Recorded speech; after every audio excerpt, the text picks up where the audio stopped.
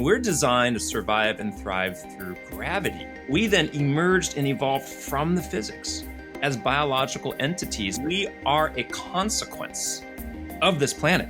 Every part of your body, every bone, every muscle, every organ, every nerve evolved to manage this force of gravity. When you're on a roller coaster and you're falling, you feel it in your belly and you feel butterflies, right?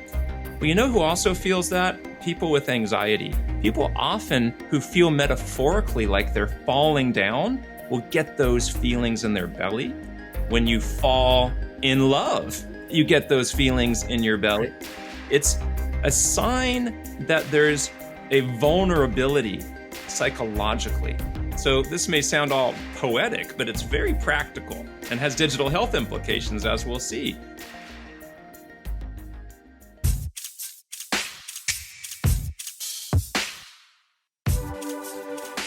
Welcome to the Digital Healthcare Experience, brought to you by Taylor Healthcare.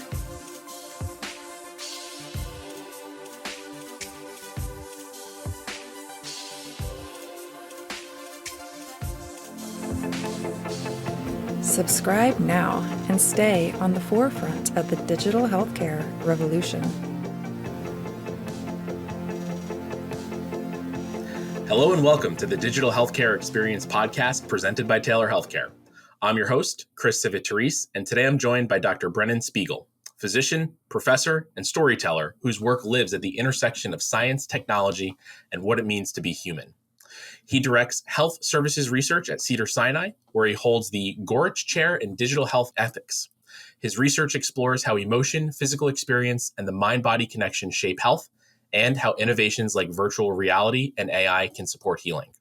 Welcome, Dr. Spiegel. It's great to have you on the show. Well, thanks for having me. Absolutely. And today we're going to be talking about an absolutely fascinating topic, effectively, how gravity relates to health.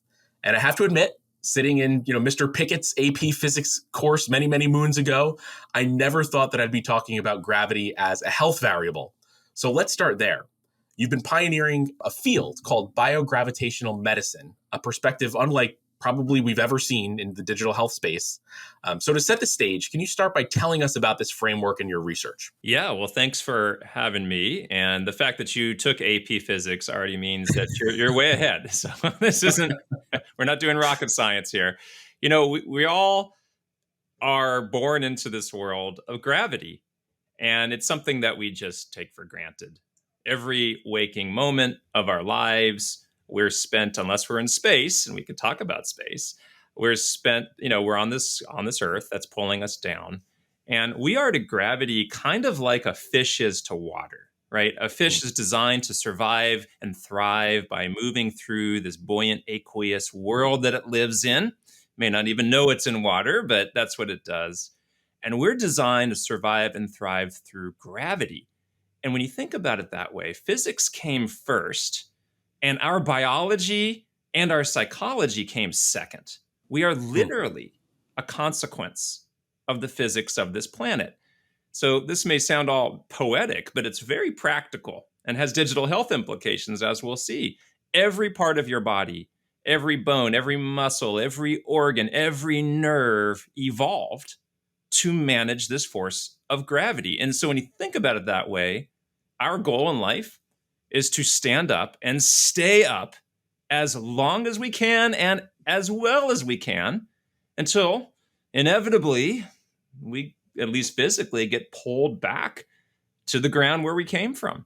So that's what biogravitational medicine is all about. And it helps us reframe a whole bunch of conditions that we can talk about today. Yeah, and you remind us, obviously, that humans evolved under that one unchanging condition, which is gravity. Mm-hmm. So can you help us understand and elaborate on how gravity shapes the way that our bodies and brains are wired to function? Oh, yeah. So it goes deep. And I've written a book about this, just came out, called Pull. And it's all about how gravity shapes your body, steadies the mind, and guides our health. And just think about some simple examples. Like, what is low back pain, if not a form of gravity intolerance? When we stood up towards the very end, by the way, of our evolutionary history, our center of gravity went up high and it became quite a narrow center of gravity. And our back took on a lot of pressure because we have this sack of potatoes dangling in our belly called the gut. And it literally is on a suspension system on the interior of our body. And it's tied into the spine at around L4, L5, L3, that region. And so you have to have a strong back and strong abs and a strong core, literally, to stand up to this force of gravity. And back pain is a perfect example of gravity intolerance. What about swelling in the ankles? We've heard a lot about that with our president, let's say, not to get political, but varicose veins and heart failure and edema in the ankles. That's gravity intolerance. Lymphatic flow is all the pumps and tubes in your body are trying to get this fluid up to your brain. Your inner ear is constantly keeping track of your relationship to gravity so you and I can talk and not fall over and topple over in this gravitational field. And then it gets really interesting. We could talk about anxiety and depression itself. And our mental health is very much tied to gravity. And this is where we get involved with digital health, as we might discuss. And so I'll dangle that out there for a second because we can unpack all of this. And the list goes on of examples where if you're not aligned with gravity, things happen. Our health breaks down. Yeah, it's fascinating. And I know that one of the other topics that you cover would be modern artificial environments and how that may affect our mental and physical regulation. Yeah. So can you talk a little bit about how a biogravitational approach fits into that equation?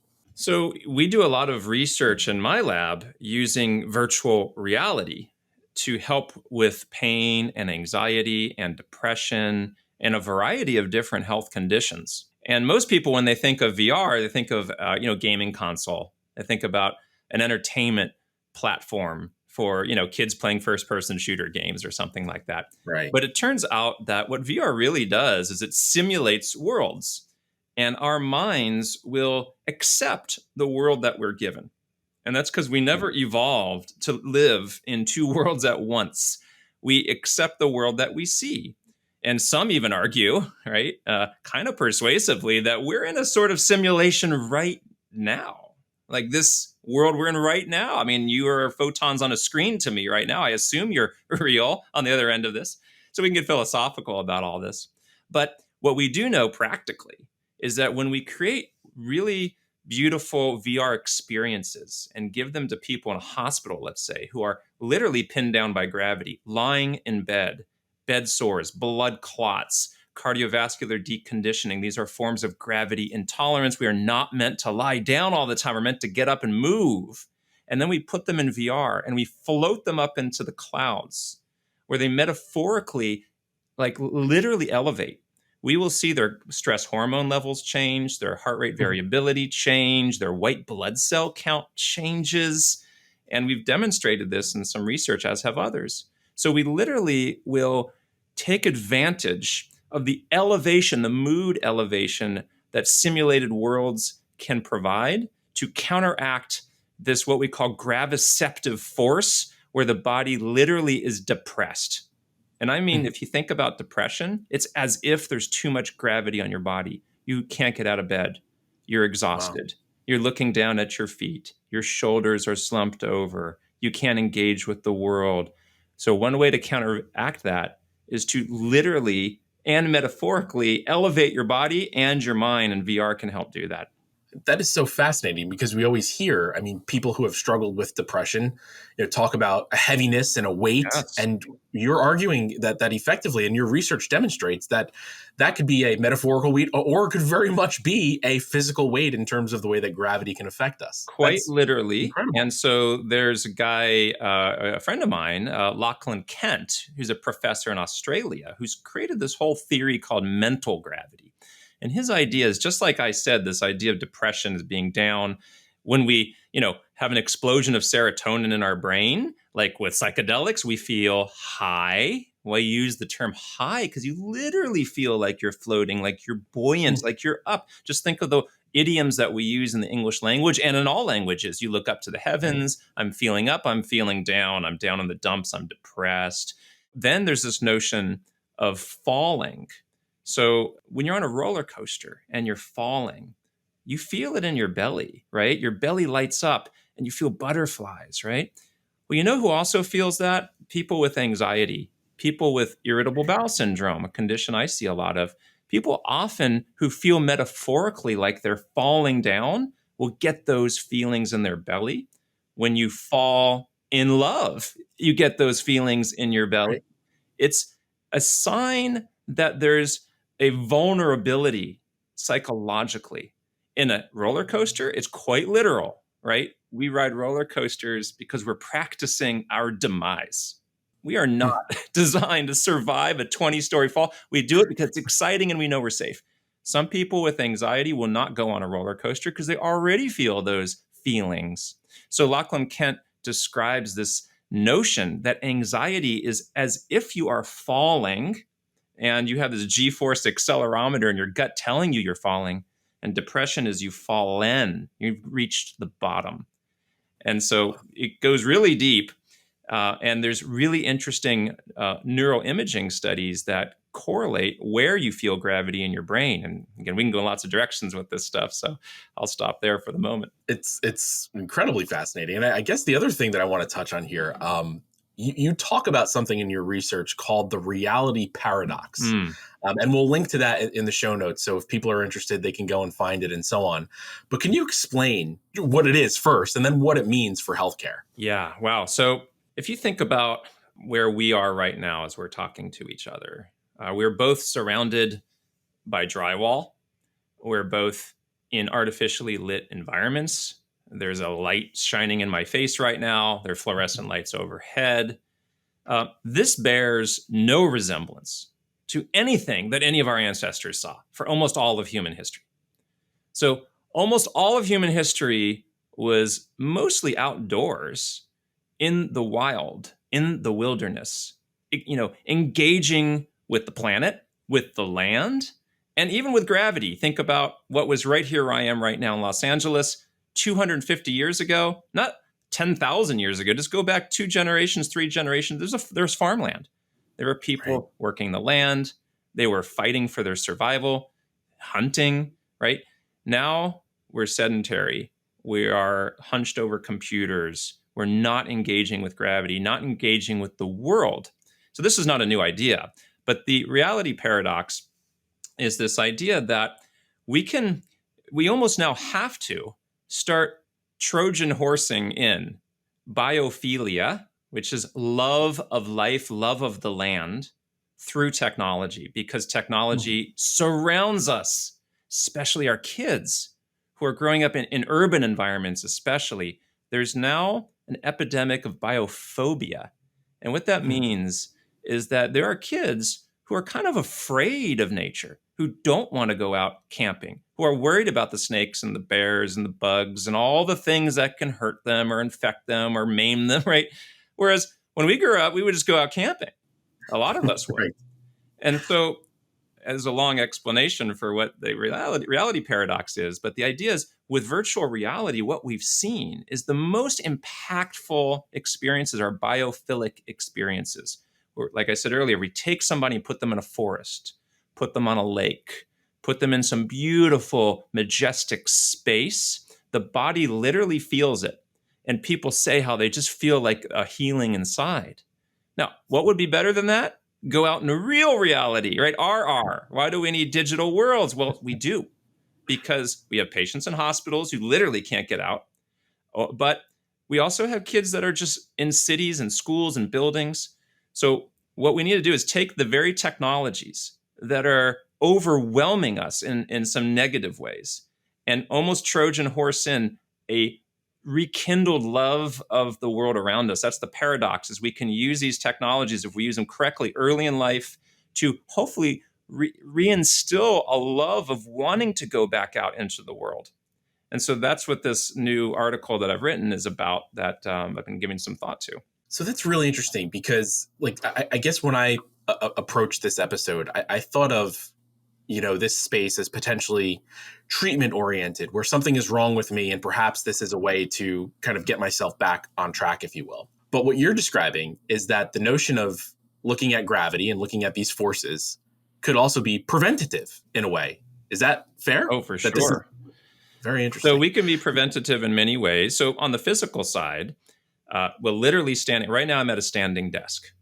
And typically, I will wear a 20-pound weighted vest at work. I don't have it on right now, but I have it right here, and it's actually right behind me. In fact, if anyone's watching this, here it is. This is my 20-pound weighted vest. So I'm simulating life on a bigger planet. Right. There's more gravitational pull. I wear ankle weights. And in the book Pull, I talk about what happened to my body just passively engaging with gravity. And obviously you need to be smart about it. Don't hurt yourself. But I lost weight. I gained strength just by passively standing up. Whether it's that, doing yoga, inverted yoga positions, flotation tanks, hanging bars, tilt tables, core exercises. There's so many different ways that we can strengthen our physical and emotional experience of this planet and not feel like we're falling or fallen. And digital technologies can help us do that. So in the book, I talk about how I used VR myself to simulate jumping off of a building. And I have a little bit of fear of heights. That gives you that butterfly feeling. It's like, oh my God, I'm going to fall and die. That's what people are afraid of, is falling down, literally. And so I practiced jumping off a building over and over again in VR. And every time it gets me. But I then used vagus nerve stimulation, a little stimulator in the ear that activates the vagus nerve, that deploys serotonin in the gut and the brain, and literally was able to reproducibly change my heart rate variability with this digital device while in a digital environment jumping off of a fake building, and was able to reduce my stress response, all in a completely simulated world. And so now what I tell my patients is, when you're feeling those belly feelings, ask yourself, do you literally feel like you're falling? Because it's an illusion. Your mind and body are telling you that you're falling, but you're not falling. You are stable. And we're going to practice this through grounding meditations, through modifying serotonin levels in the body. All these kinds of things can be done. So there are kind of two sides to this coin then. There is the actual kind of physical things, as you describe, your weighted vest, your ankle weights, things like that, actual physical things that you can do to help kind of change and shape the way that you personally are interacting with this force that's all around us. And then there's also this notion of the perception of gravity. So is that fair to say that there's a perception of gravity and not just gravity itself that can shape our physical or mental health? It's literally called gravisception. Gravisception. So gravisception is the perception of gravity. And it's so fundamental that we just don't even think about this. It's like, well, of course I feel gravity. Well, really, let's stop and unpack that, because not everyone feels gravity the same way. So think about Alex Honnold, who is the world champion rock climber. Free climber, sure. Yes, so he free soloed El Capitan in Yosemite. This is a guy who crawled up a slate of rock, death-defying, crazy, crazy thing that he did with no ropes. How do you do that if you're afraid of falling? You don't. You won't even begin. This is a guy that has no gut feelings. He can get up the side of a cliff. He feels gravity differently. Now, of course, he feels it on his body. He's still dangling, but his mental relationship to gravity is different. And it turns out when they did MRI scans of his brain, the fear center, the amygdala in the brain, was quiet in him. It takes a whole lot to stir up his emotional center. Whereas somebody with chronic pain, with fibromyalgia, with irritable bowel syndrome will often have the inverse brain. Their belly fires off with just a thought of a threat or a thought of dangling off a cliff in some cases. And it's a mental relationship to gravity that literally transmutes itself into the belly like a ventriloquist throwing its voice. The amygdala sends a signal down into the gut and fires off and says, oh my God, I'm in trouble. I'm falling. I'm going to die. It's like, you're not even on a cliff. You're not falling at all. You feel like you're falling. Life is getting to you. You feel like you're falling to the grave. And to be poignant for a second, a grave is derived from the same word as gravity. It's a gravity box. It's where we came from and where we end up physically. And so, yeah, people catastrophize and feel a fall to the ground with even the slightest threat. So there is very much a emotional relationship to gravity in the insula, which is a part of the brain that is managing gravisception. And you can actually look at this part of the brain on imaging. And then there's the physical part too, which is how strong you are. What are your pumps and tubes doing? What is your body mass index? How much do you weigh? What is your spinal health like? Are you literally being pulled back down to this planet? That's fascinating. And I will tell you, I watched Free Solo, and I had anxiety just watching what he was doing and knowing the outcome too, that he was fine. He did interviews and we knew that he survived. It's amazing. Right. But the implications there are fascinating to me, because what that means is that, let's take, mental health and depression and anxiety. We have spent untold, billions upon billions and trillions and probably trillions of dollars on medication and all sorts of different, pharmaceutical therapies and, psychological therapies and so on. But what you're almost suggesting is that by targeting those areas of the brain, the amygdala and other centers that control these types of feelings and fears and so on, that there may be ways to control this or to remedy it beyond what medicine has had to offer so far. Yes. And, this is what cognitive behavioral therapy, or CBT, is all about. Any therapist listening to this conversation would say, yeah, we've known this for a long time. This guy's not saying anything new. Right. It's just tying it into the literal physics of our planet, because we are a consequence of this planet. Like I said before, the physics came first. We then emerged and evolved from the physics as biological entities. And what we do on this planet is we take in all of this data from the world around us, the pressure on your feet, on your butt, your head, your position, the sights, the sounds, everything's being brought in, the senses on the inside of your body. And like a computer, we compress it down and compress it down more until it becomes a highly efficient code, a message that arrives in your brain. And then consciousness is your felt experience of being a biological entity in relation to the planet. And that's all I'm saying is, when you think of it that way, oh, wow, now things start to make a lot of sense. So just one example, serotonin I mentioned before. This is a highly conserved neurochemical that's found in most living systems, not just in humans. It's very important in plants, for example. What does it do? Well, in the book Pull, I talk about it as a gravity management substance. It actually evolved, as I see it, to help you stand up and stay up. Without it, you and I would be flaccid sacks on the ground, unable to rise, like a baby, by the way, who has very little serotonin because it hasn't yet colonized its gut. And I happen to be a gastroenterologist, so this gets fascinating to me. The gut is where 95% of your body's serotonin comes from, with your microbiome. And that's where it generates the serotonin from the foods you eat. And serotonin is not only a mood elevator, but it is a literal body elevator. The pumps and tubes are primed with serotonin. We can go through all the different examples of what serotonin is doing throughout the body to defy gravity. And so anything you can do to boost serotonin will boost your relationship to gravity. Sunlight exposure, sleep, exercise, eating a high tryptophan diet. These are all examples of good things to do to help you fight gravity. What's fascinating to me too, so the digital space, digital technology in general, has for a long time kind of had the perception that it's making our mental health worse. Yeah. And this is true in children and adults. I mean, I don't think that there is really discrimination in terms of what I've read, age, background, gender. It doesn't matter. That digital technology is in a lot of ways making our mental health worse. Yes. But at the same time, you describe some of these new digital technologies as kind of a Trojan horse that can bring people kind of back into the real world. So kind of, isn't that in and of itself a little bit of a paradox that we're dealing with? Yeah, that's exactly why I call it the reality paradox. This paper that I've written. And, you're right. Like I said before, all of human history was spent in a very different environment. I'm just old enough to have learned how to type on a typewriter. I did not type on a computer. There were no computers. I mean, those were in, research universities, big mainframe computers. And we typed on typewriters. I'm not that old, but I'm old enough that there was no internet, right? So, of course, there's been, sociological discourse around what's happening to our minds and bodies and biopsychosocial health in the era of digital technologies.